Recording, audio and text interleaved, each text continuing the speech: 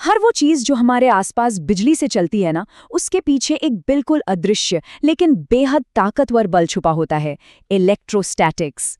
आज के इस डीप डाइव सेशन में इसी अदृश्य ऊर्जा के पूरे सिनेमैटिक लैंडस्केप को डिकोड किया जाएगा। हम बिल्कुल करीब से समझेंगे कि चार्जेस असल में एक दूसरे के साथ कैसे इंटरैक्ट करते हैं और कैसे ये पूरा सिस्टम काम करता है। आज के सेशन का रोड मैप बिल्कुल क्लियर है। हम शुरुआत करेंगे वर्क और एनर्जी से, फिर पोटेंशियल को डिफाइन करेंगे, डाइपोल डेरिवेशंस के क्रूशियल स्टेप्स देखेंगे, फील्ड और पोटेंशियल के बीच की कड़ी को समझेंगे, कंडक्टर्स और शेल्स पर बात करेंगे और अंत में इन सबको एक शानदार एग्जाम प्रैक्टिस प्रॉब्लम के जरिए टेस्ट करेंगे। तो चलिए बिना देरी किए शुरू करते हैं सेक्शन 1, वर्क और पोटेंशियल एनर्जी। इलेक्ट्रोस्टैटिक फोर्सेस सुनने में थोड़े एब्स्ट्रैक्ट या किताबी लग सकते हैं, तो क्यों ना इसे एक ऐसे कॉन्सेप्ट से जोड़ा जाए जिसे हम सब क्लासिकल मैकेनिक्स से पहले ही जानते हैं। कल्पना कीजिए कि एक बहुत भारी बॉक्स को जमीन से उठाकर ऊंचाई पर रखा जा रहा है। यहाँ हम ग्रेविटी के खिलाफ वर्क कर रहे हैं, जो सिस्टम में mgh के रूप में स्टोर हो जाता है।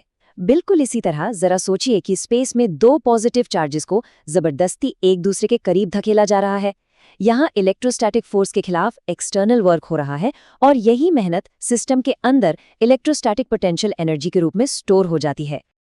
अब यहाँ एक बड़ा ही दिलचस्प सवाल दिमाग में आता है। जब ये चार्जेस आपस में इंटरैक्ट करते हैं, तो ये स्टोर की गई पोटेंशियल एनर्जी अपने एकदम पीक पर, यानी सबसे ज्यादा कब होती है? इसका सीधा कनेक्शन एक ही चीज से है, और वो है स्टेबिलिटी। यहीं पर एंट्री होती है इंस्टेबिलिटी प्रिंसिपल की।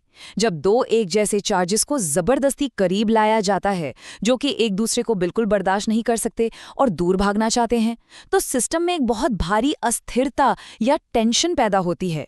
और मैथमेटिक्स की भाषा में जितनी ज्यादा ये अस्थिरता होगी, उतनी ही ज्यादा पोटेंशियल एनर्जी वहां स्टोर होगी। इसके ठीक उलट, अगर एक पॉजिटिव और एक नेगेटिव चार्ज को पास लाया जाए, तो सिस्टम स्टेबल हो जाता है और वहां एनर्जी काफी कम हो जाती है। आगे बढ़ते हैं सेक्शन 2 की तरफ, इलेक्ट्रिक पोटेंशियल को असल में डिफाइन करना। पूरे सिस्टम की एनर्जी तो समझ आ गई, लेकिन किसी एक खास पॉइंट की ताकत को कैसे नापा जाए?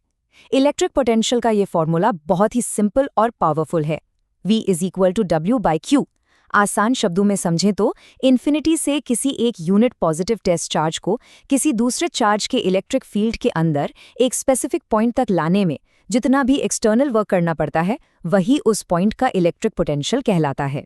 यहाँ सबसे क्रूशियल चीज जो याद रखनी है वो ये है कि चार्जेस का फ्लो कैसे होता है।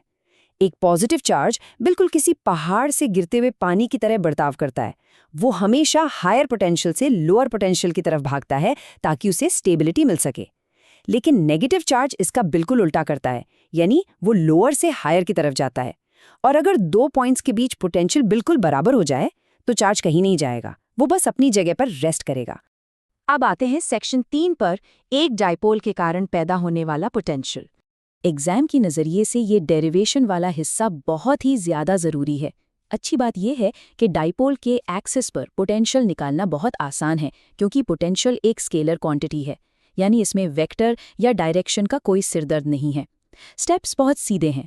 पहले +Q का पोटेंशियल लिखिए, फिर -Q का पोटेंशियल लिखिए और दोनों को सीधे सीधे जोड़ दीजिए।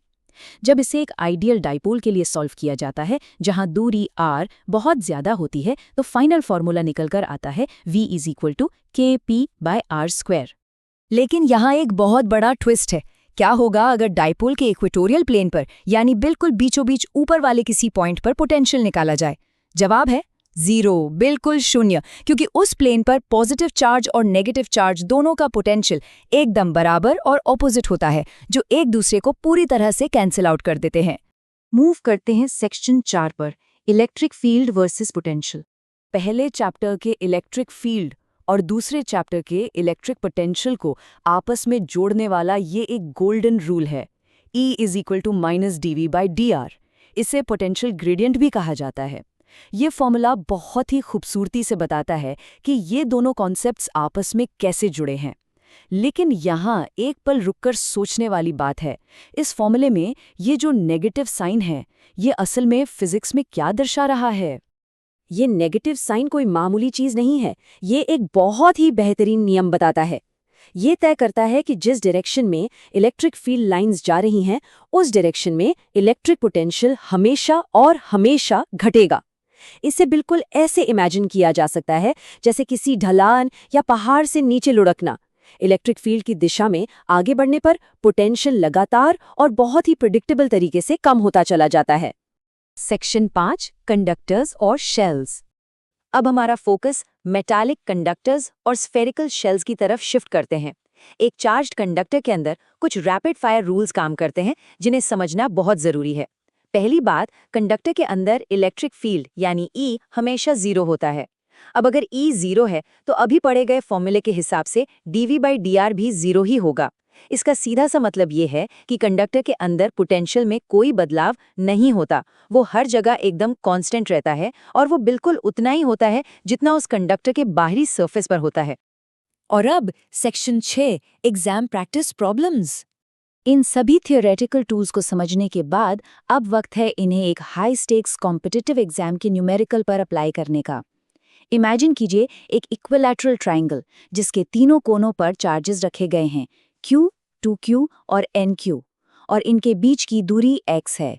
इस पूरे सिस्टम की टोटल पोटेंशियल एनर्जी निकालने के लिए हमें दो दो चार्जेस का पेयर बनाना होगा, जैसा कि टेबल में देखा जा सकता है।